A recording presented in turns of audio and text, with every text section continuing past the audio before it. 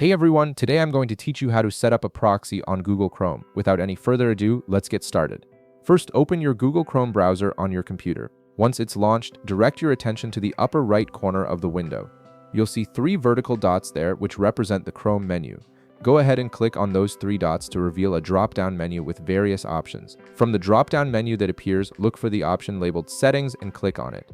This will take you to Chrome's main settings page where you can customize various aspects of your browser experience and configure important features like proxy connections. Now, once you're on the settings page, look at the left side of your screen. You'll see a vertical menu with several categories listed. Scroll down through this menu until you find the System option and click on it. This section contains settings that connect Chrome to your computer's operating system features. Within the system settings, you'll see an option that says Open your computer's proxy settings. Click on this option to proceed. This action will redirect you from Chrome's settings directly to your computer's native proxy configuration window, where you'll be able to set up your proxy connection at the system level. Your computer's proxy settings window will now appear on your screen. Take a moment to familiarize yourself with the interface. You should see an option labeled Use a Proxy Server with a Setup button right beside it. Go ahead and click on that Setup button to access the proxy configuration options. After clicking Setup, you'll notice a toggle button appear. Click on this toggle button to turn on the proxy functionality.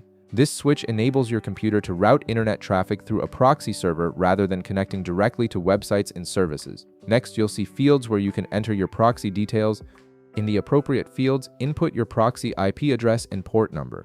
Make sure you enter these details accurately, as incorrect information will prevent the proxy from working properly.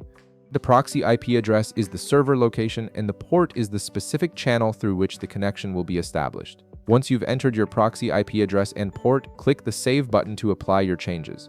This action stores your proxy configuration and activates it system-wide, meaning all your internet connections will now route through the specified proxy server. After saving your settings, you can go back to Google Chrome.